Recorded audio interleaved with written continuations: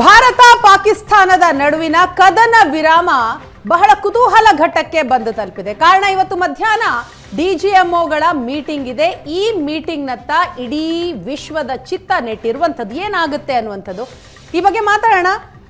ರಮೇಶ್ ತಿಮ್ಮಾಪುರ, ನಿವೃತ್ತ ಕರ್ನಲ್ ಅವರು ನಮ್ಮ ಜೊತೆ ಸಂಪರ್ಕದಲ್ಲಿದ್ದಾರೆ.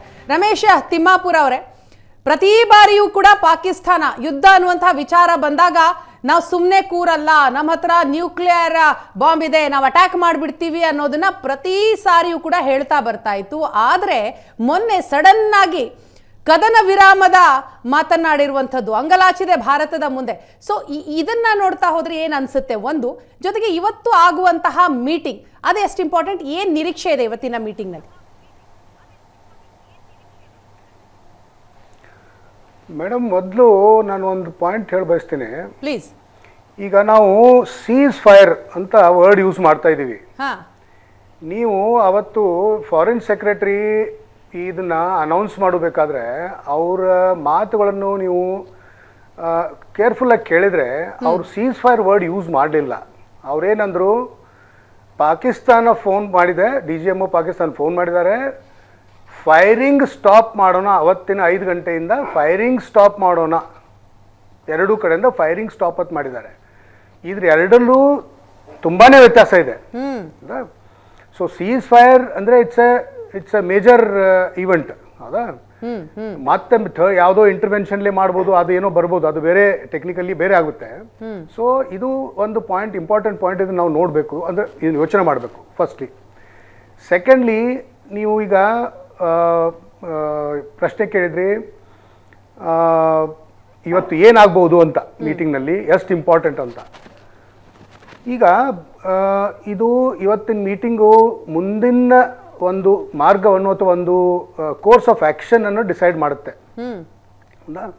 ಇದರಲ್ಲಿ ನೀವು ಮೊದಲೇ ಹೇಳಿದಾಗೆ ತುಂಬಾ ಒಂದು ಡಾಮಿನೇಟಿಂಗ್ ಪೊಸಿಷನ್ ಅಥವಾ ಸ್ಟ್ರಾಂಗರ್ ಪೊಸಿಷನ್ದಿಂದ ನಾವೀಗ ನೆಗೋಷಿಯೇಷನ್ ಟೇಬಲ್ ಮೇಲೆ ಬಂದಿದ್ವಿ. ಸೊ ಅದರಲ್ಲಿ ಏನು ನಾವು ಕೇಳ್ತೀವಿ, ಏನು ಕೇಳಬಹುದು ಅನ್ನೋದು ಈಗ ನಮ್ಮ ಲೆವೆಲ್ನಿಗೆ ನಾವು ಊಹಾಪೋಹೆ ಮಾಡ್ಬೋದು, ಒಂದು ಅನುಮಾನ ಮಾಡ್ಬೋದು ಅಷ್ಟೇ ಹೊರತು ಎಕ್ಸಾಕ್ಟ್ಲಿ ಏನು ಆಗ್ಬೋದು ಅಂತೂ ಇನ್ನೂವರೆಗೂ ಅವರು ಏನು ಡಿಸ್ಕ್ಲೋಸ್ ಮಾಡಿಲ್ಲ ಅಥವಾ ಏನೂವರೆಗೂ ತಿಳಿಸ್ಕೊಟ್ಟಿಲ್ಲ. ಅಂದ್ರೆ ತಿಮ್ಮಾಪುರ ಅವರೇ, ಕೇಳೋ ಸ್ಥಿತಿಯಲ್ಲಿ ಭಾರತ ಇದೆ, ಕೇಳಿಸ್ಕೊಳ್ಳೋ ಸ್ಥಿತಿಯಲ್ಲಿ ಪಾಕಿಸ್ತಾನ ಇದೆ ಅಲ್ವಾ? Correct madam. ಈಗ ಬಿಕಾಸ್ ನಾವು ಡಾಮಿನೇಟಿಂಗ್ ಪೊಸಿಷನ್ದಾಗ ಇದ್ದಾಗ ನಾವೇ ಅವರಿಗೆ ಡಿಮಾಂಡ್ ಮಾಡ್ಬೋದು, ಇದು ಮಾಡು ಅಂತ ಹೇಳಿ. ಅವರು ಡಿಮಾಂಡ್ ಮಾಡೋ ಸಿಚುವೇಶನ್ದಲ್ಲಿ ಇಲ್ಲ. ಈಗ ಇನ್ನೊಂದು ಪ್ರಶ್ನೆ ಕೇಳಿದ್ರಿ ನೀವು, ನ್ಯೂಕ್ಲಿಯರ್ ಥ್ರೆಟ್ ಅವ್ರು ಎವ್ರಿ ಟೈಮ್ ನೋಡಿದಾಗ, ಎವ್ರಿ ಟೈಮ್ ಅವರು ನಮ್ಮ ಹತ್ರ ನ್ಯೂಕ್ಲಿಯರ್ ಪವರ್ ಇದೀವಿ, ನಾವು ನ್ಯೂಕ್ಲಿಯರ್ ಅಟ್ಯಾಕ್ ಮಾಡ್ಬೋದು ಅಂತ ಹೇಳ್ತಾರಂತೆ. ಈಗ ಮೊದಲು 2 ದಿನ ಆಗಿದ್ದೇನು, ಇದನ್ನೇ ಭಾರತ ಅವರು ವೀಕ್ನೆಸ್ ತೋರಿಸಿಕೊಟ್ಟಿದ್ದಾರೆ. ಅವ್ರ ಏರ್ ಡಿಫೆನ್ಸ್ ಸಿಸ್ಟಮ್ಮು, ಅವ್ರ ಮಿಸೈಲ್ ಸಿಸ್ಟಮ್ಮು, ನಮ್ಮದು ಏರ್ ಡಿಫೆನ್ಸ್ ಏನು ಶೀಲ್ಡ್ ಇದೆಯಲ್ಲ ಅದರದ್ದು ಒಂದು ಎಫೆಕ್ಟಿವ್ನೆಸ್ ತೋರಿಸ್ಕೊಟ್ಟಿದ. ಡ್ರೋನ್ಸು ಇಂಟರ್ಸೆಪ್ಟ್ ಆದವು, ಡ್ರೋನ್ಸನ್ನು ಹೊಡೆದುಳಿಸಿದ್ರು, ರಾಕೆಟ್ಸ್ ಹೊಡೆದುಳಿಸಿದ್ರು, ಮಿಸೈಲ್ಸ್ ಹೊಡೆದುಳಿಸಿದ್ರು.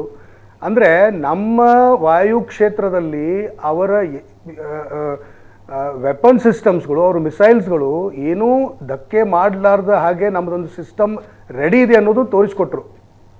ಇದರಿಂದ ನೀವು ಒಂದು ಅಂದಾಜು ಮಾಡ್ಬೋದು, ನ್ಯೂಕ್ಲಿಯರ್ ವೆಪನ್ ಫೈರ್ ಮಾಡೋದ್ರಿಂದ ಅದು ಮೊದಲೇ ನಮ್ಮ S-400 ಸಿಸ್ಟಮ್ ಆಗ್ಬೋದು, ಅಥವಾ ಸ್ಕೈ ಸ್ಟ್ರೈಕರ್ ನಮ್ಮದು ಇದು ಆಗ್ಬೋದು, 108 ಸಿಸ್ಟಮ್ ಯೂಸ್ ಮಾಡಿಕೊಂಡು ಅವ್ರನ್ನ ಮೊದಲೇ ಲಾಂಚ್ ಆಗೋ ಮೊದಲೇ ನಾವು ಸ್ಟ್ರೈಕ್ ಮಾಡ್ಬೋದು ಅನ್ನೋ ಒಂದು ಕೆಪಾಸಿಟಿ ತೋರಿಸ್ಕೊಟ್ಟಿದೆ ಭಾರತ.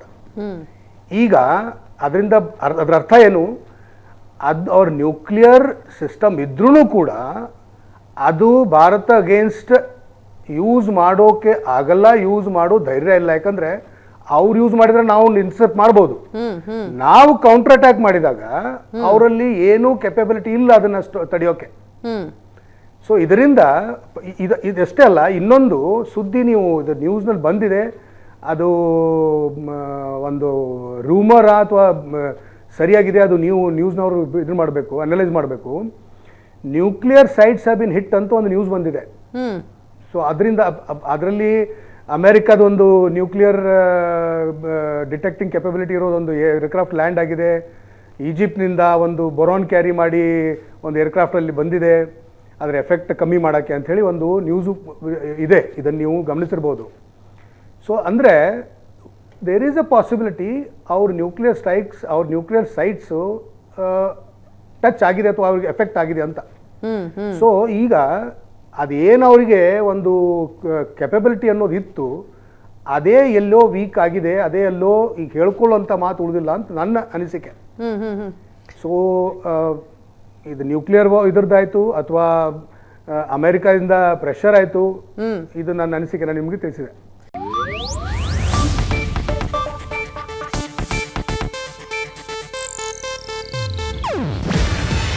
ಇದು ಏಷ್ಯಾನೆಟ್ ನ್ಯೂಸ್ ನೆಟ್ವರ್ಕ್ ಪ್ರಸ್ತುತಿ. ನೀವು ನೋಡ್ತಿದ್ದೀರಾ ಏಷ್ಯಾನೆಟ್ ಸುವರ್ಣ ನ್ಯೂಸ್.